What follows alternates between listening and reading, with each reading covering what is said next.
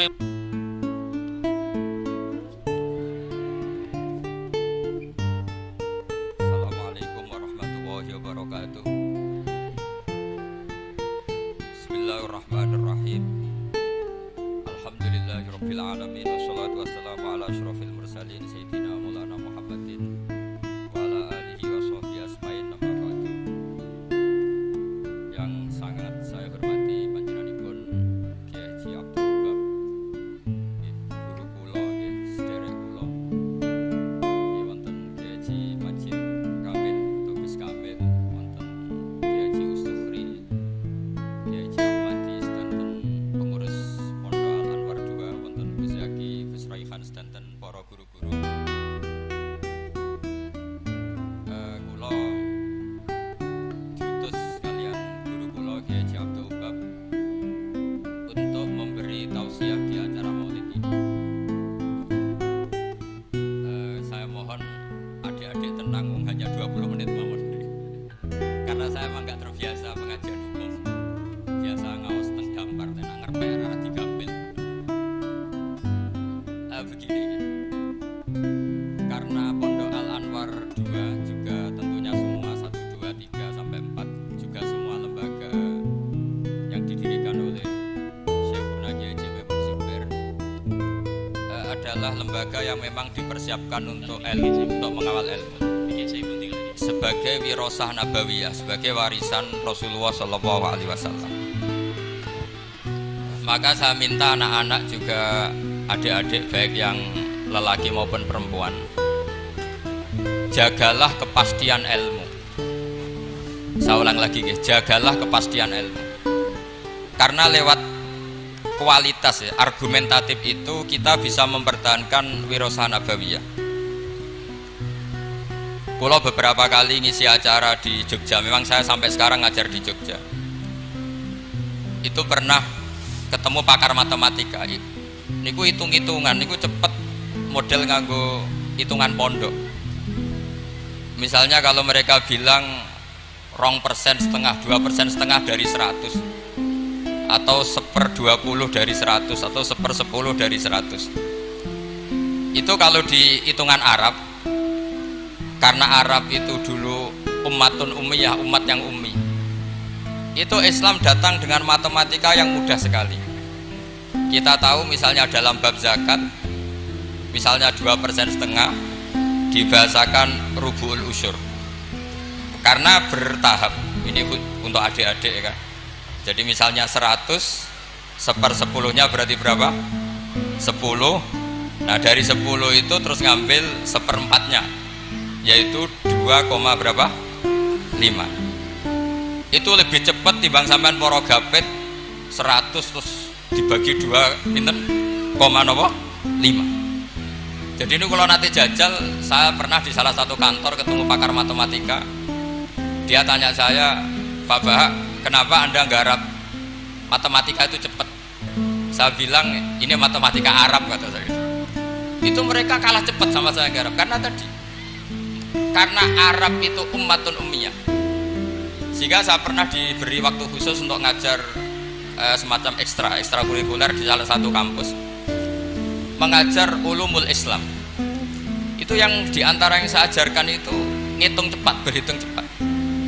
Misalnya sampai ngitung 1/10 dari 100 sudah tidak mikir, apalagi 1/20. Tapi kalau Islam, misalnya zakatut tijarah, zakatut ziroah itu misalnya, ya sudah, misalnya kalau 1/10 ya disebut usyur, kalau 1/20 disebut nisful usyur. Jadi cara berpikir ya 100 diusurkan itu 10, nanti kalau nisful usyur ya berarti berapa?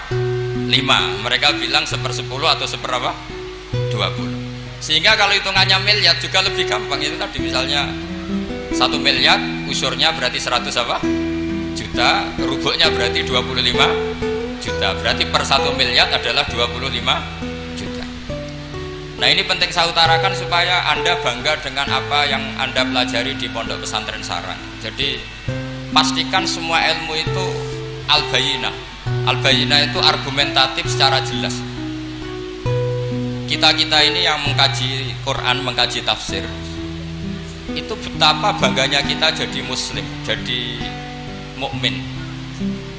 Saya beri sekian contoh.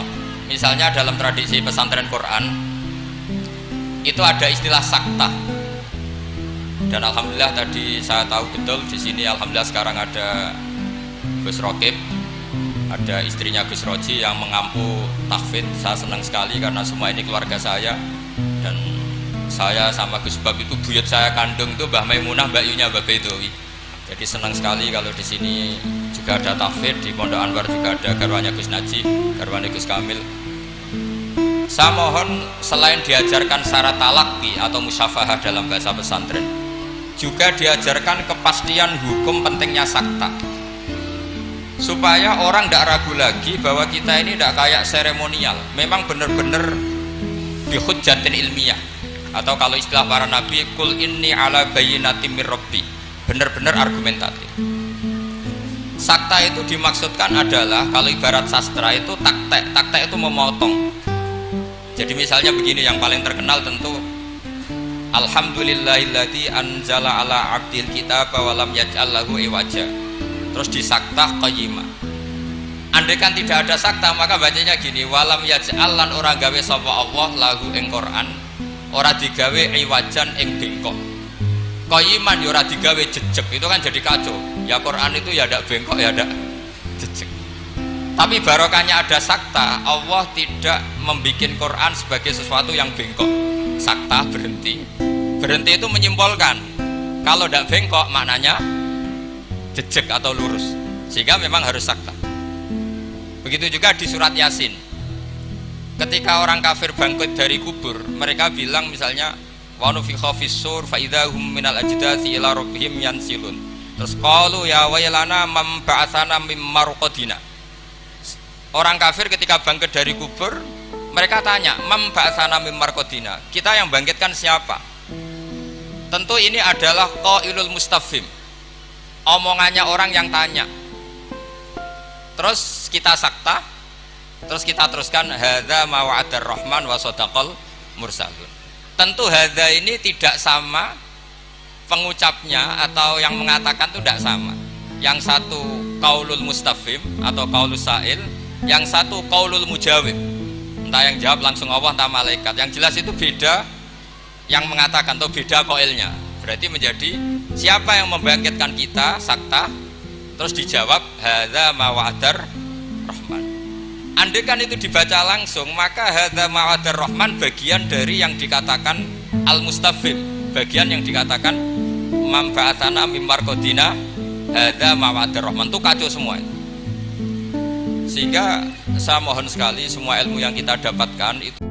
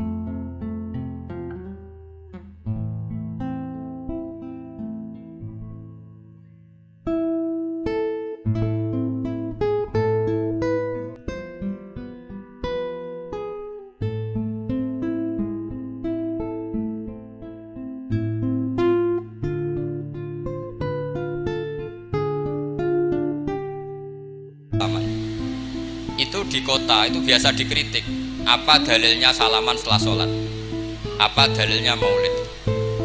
Anda sebagai pengikut ahli sunnah yang ala aswaja atau ala Islam Nusantara kalau bahasanya NU, saya juga sering dibully Islam Nusantara itu apa Pak Ba? Apa terus menjadi firqah 73 menjadi 74 karena ditambah Islam apa?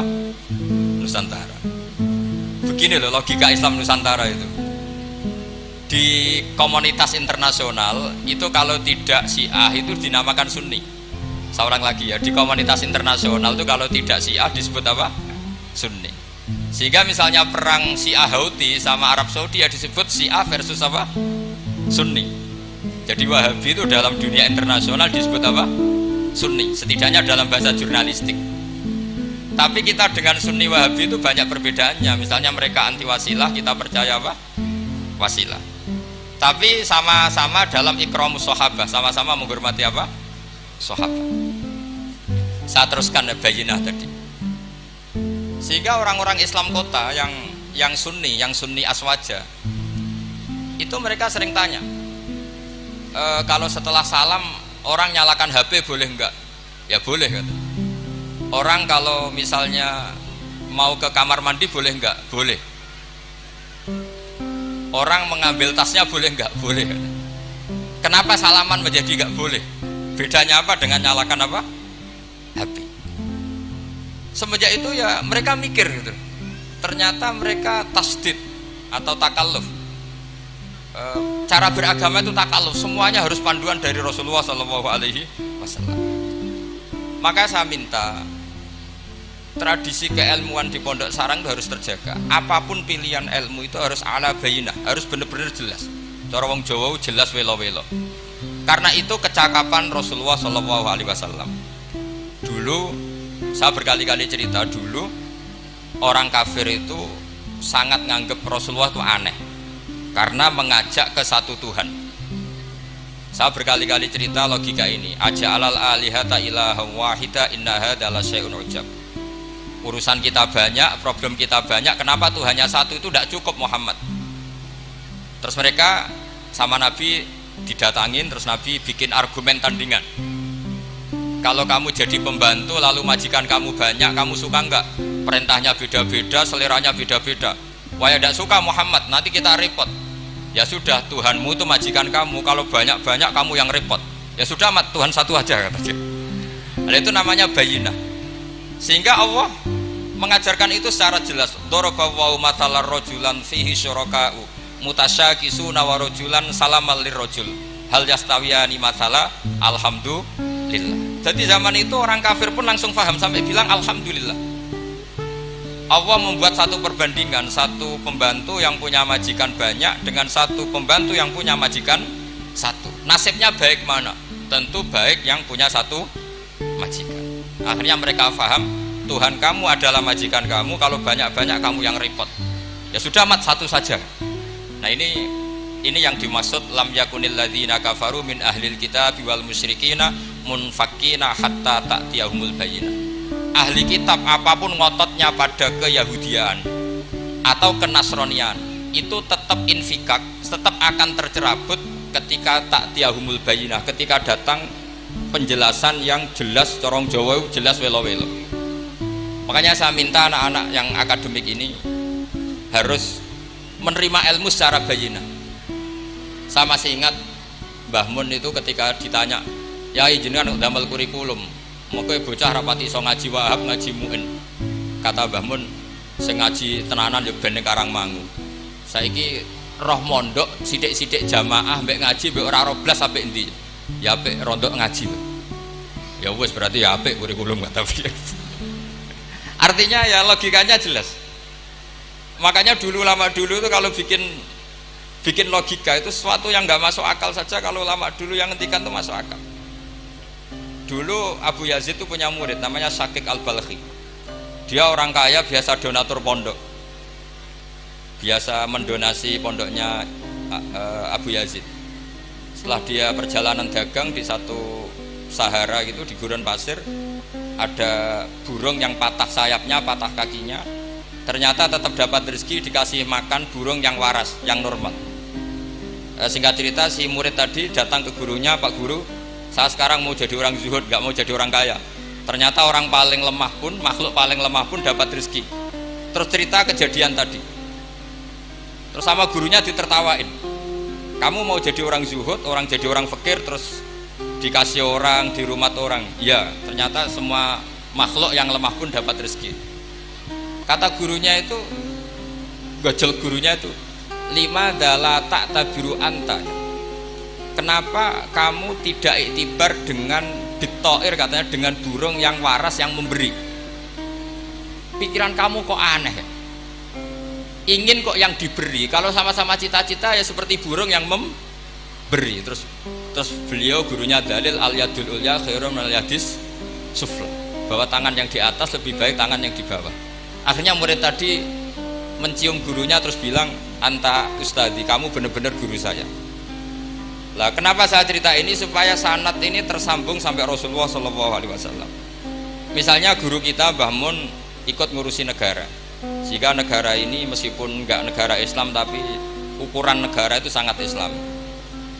Logikanya gampang, kamu ikhlas negara ini diatur oleh orang-orang yang enggak sholat, yang narkoba, yang macam-macam, apa lebih suka negara ini diatur oleh orang yang sholat, yang meyakini kebenaran Islam?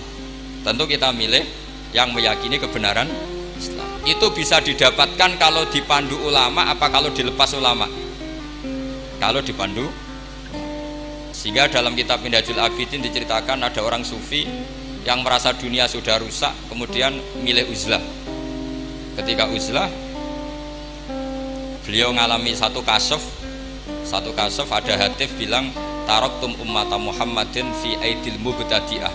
Kamu enak-enakan uzlah di sini, tapi membiarkan umat dipimpin orang lain yang menyesatkan. Jadi mungkin kalau kita kumpul orang itu dosa, wong ngrasani, bedolok wong wedok macam-macam.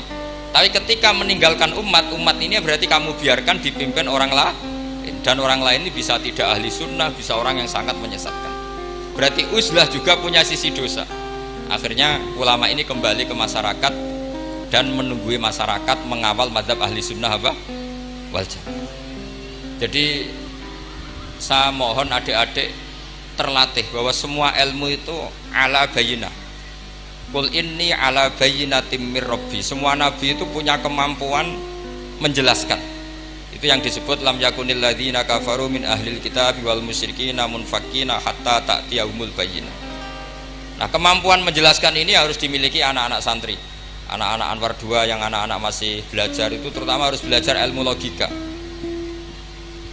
Termasuk kitab kebanggaan saya itu kitab Syarah Bukhari. Beliau ketika menafsirkan hadis atau mensyarah hadis, salasun mangkunna fihi wajata halawatal iman.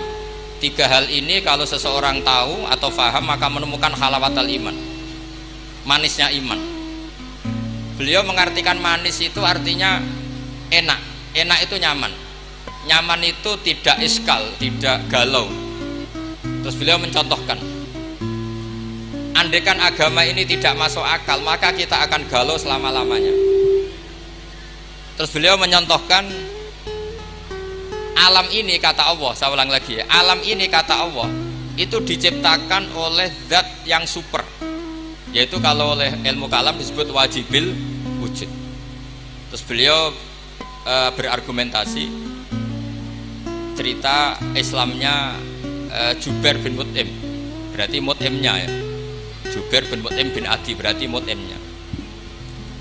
Dulu zaman Nabi itu juga sudah ada orang ateis, orang ateisme. Kalau bahasa Arab dulu itu al-mu'attilah, kalau bahasa Arab sekarang itu biasanya disebut syuyu'i. Orang-orang ateis itu nggak mau mikir, pokoknya bumi ya ono, langit ya ono, sebabnya apa ya mbah pokoknya ono. Terus sama Islam diterangkan, Dalalah Mut'im ini datang ke Medina sebagai negosiator Asra Badrin, tawanan Badar. Dalalah Rasulullah pas baca surat Wattur wa kitabim mastur fi raqim mansur. Di antara itu ada ayat am khuliqu min ghairi syai'in am humul khaliqun. Masa alam raya ini langit bumi yang maujudat, jadi bumi ini berstatus maujudah, kemudian maujudah ini diciptakan oleh adamiyah.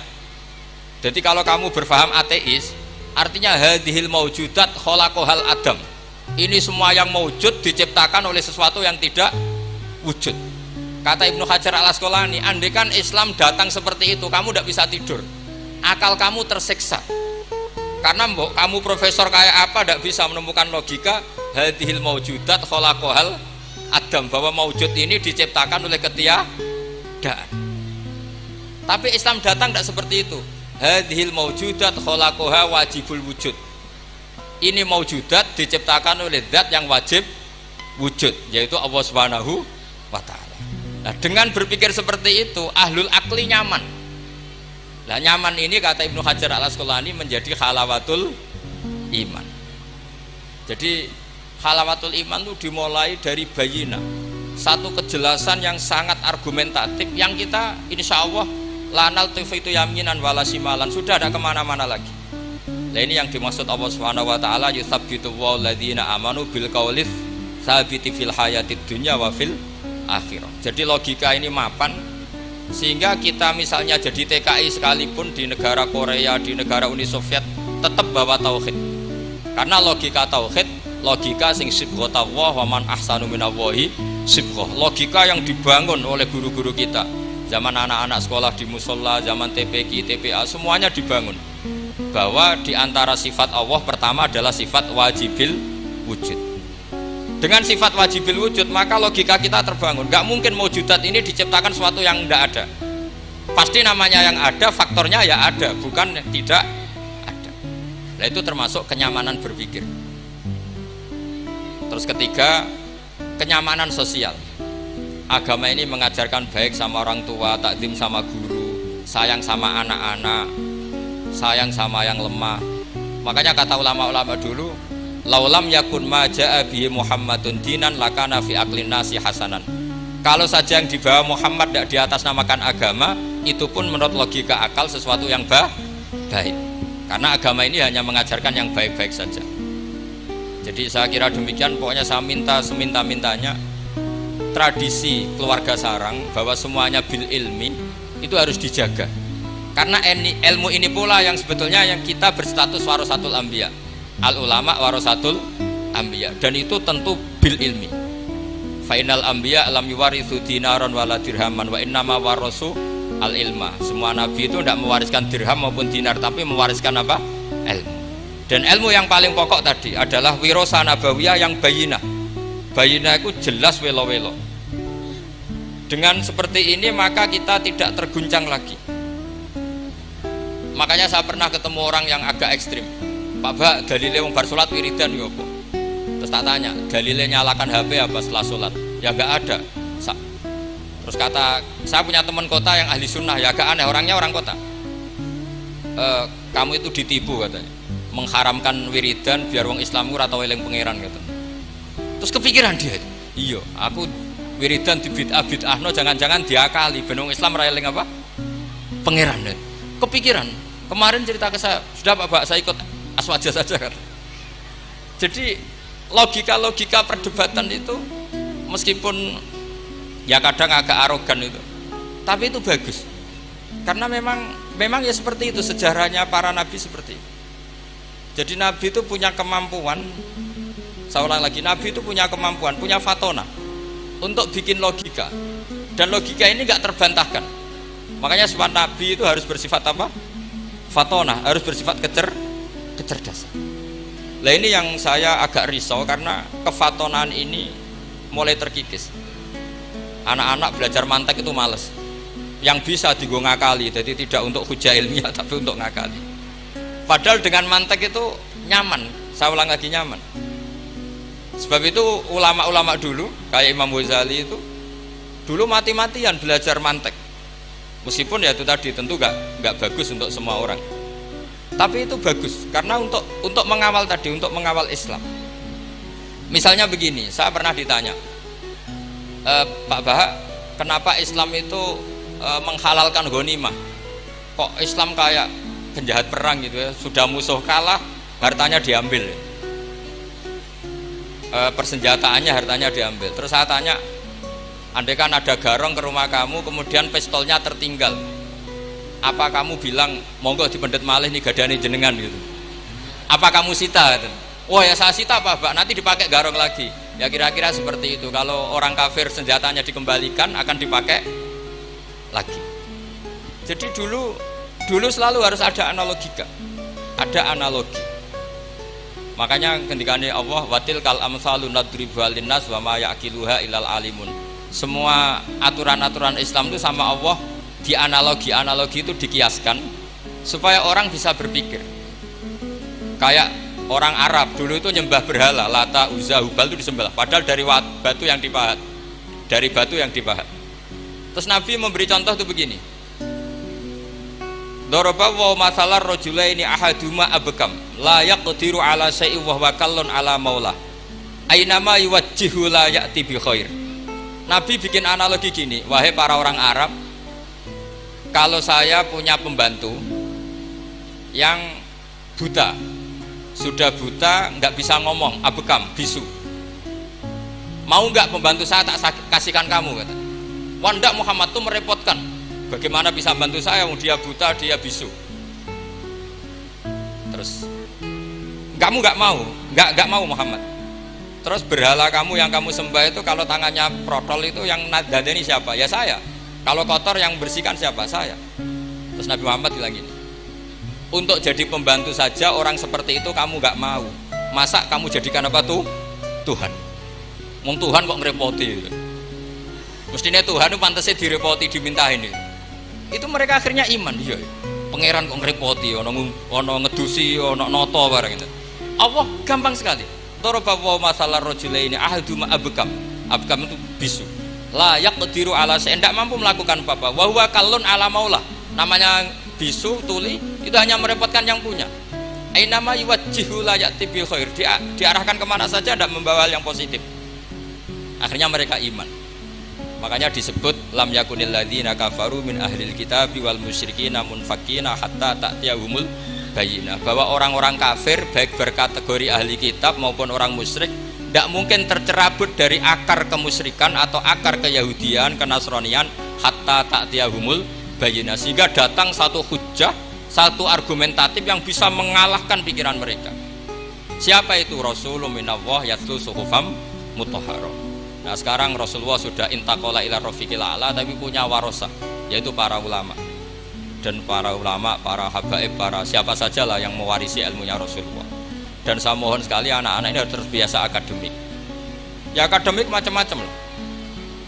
Saya berkali-kali baca hadis sahih.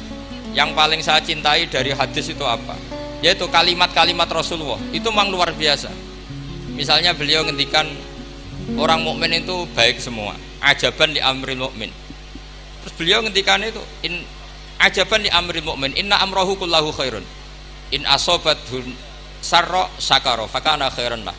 Wa in asobathu darra sabara fakana khairan lah. Terus beliau ketika ngendikan kematian, kehidupan itu optimis sekali dan dengan pandangan positif. Kata Rasulullah, anggap saja kalau kamu hidup itu ziyadatan li fi kulli khairin, potensi mendapat kebaikan. Kalau kamu mati, ya syukuri, anggap saja pengakhiran dari semua keburukan. Sehingga ada tadat kiai-kiai dulu itu kalau ada bajingan mati, orang oplosan kok mati, ya tetap bilang, saya nggih Pak niki saya. Meskipun hadirin nggak siap bilang saya. Ya saya Pak nggih. Karena mautu hadzal fasik khairun lah. Matinya orang fasik ini bagus, supaya nggak mereman lagi, nggak ngemel lagi, nggak jadi problem lagi.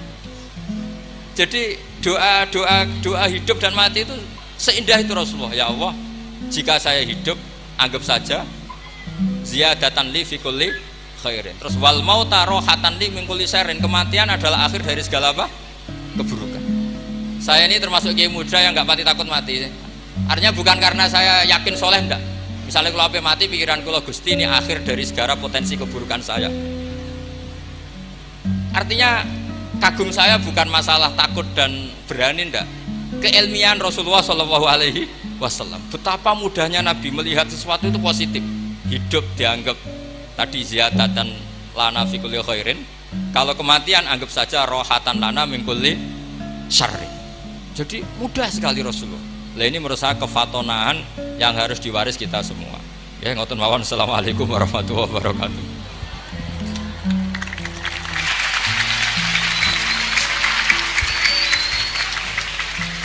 Waalaikumsalam warahmatullahi wabarakatuh. Kepada beliau kami haturkan terima kasih.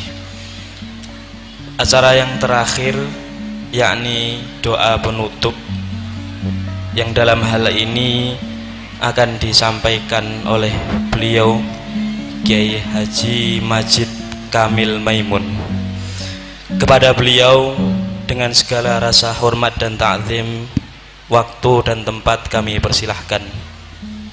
Dan sebelumnya kami selaku pembawa acara memohon maaf yang sebesar-besarnya bila mana dalam membawakan acara pada pagi hari ini ada ahwal maupun akwal yang kurang berkenan di hati hadirin hadirat sekalian. Dari kami wal afu minkum. Assalamualaikum warahmatullahi wabarakatuh.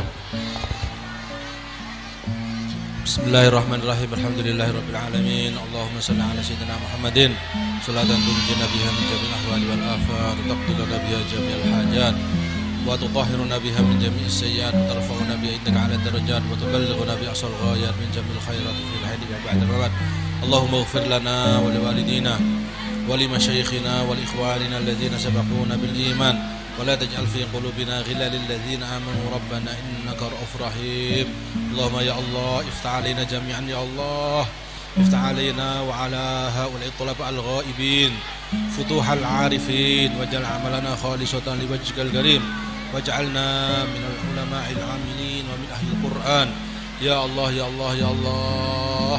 اللهم بارك فينا وبارك في جمعيتنا بارك في معهدنا وبارك في مدرستنا جميعا يا الله في تلاميذهم وفي أستاذهم وسلمنا دنيا وأخرى وسلمنا من الفتن ما ظهر منها وما بطن. ربنا آتنا في الدنيا حسنة وفي الآخرة حسنة وقنا عذاب النار. صلى الله على سيدنا محمد وعلى آله وصحبه وسلم. سبحان ربك رب العزة عما يصفون وسلام على المرسلين والحمد لله رب العالمين. بسر أسرار الفاتحة.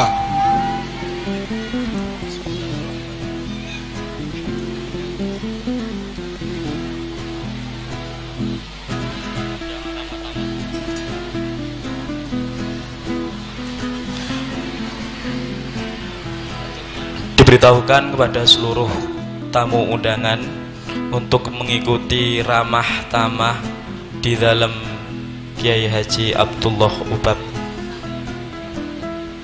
dan bagi seluruh santri untuk tetap di posisi masing-masing karena akan ada pembagian konsumsi.